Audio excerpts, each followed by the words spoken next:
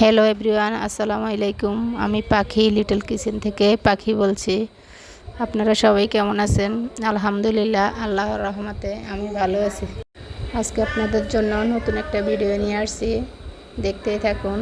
আজকে রান্না হচ্ছে গরুর মাংস, সাথে থাকবে ডাউল আর মাছ ভাজি।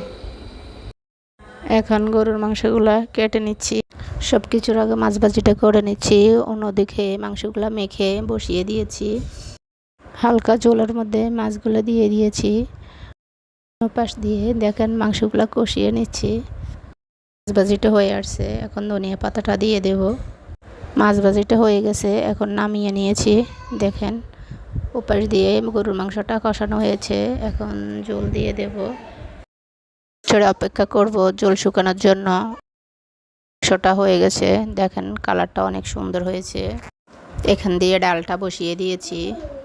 তো ডালটা হয়ে আসছে, ধনিয়া পাতাটা দিয়ে দেব।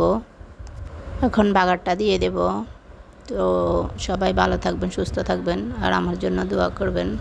আল্লাহ হাফেজ।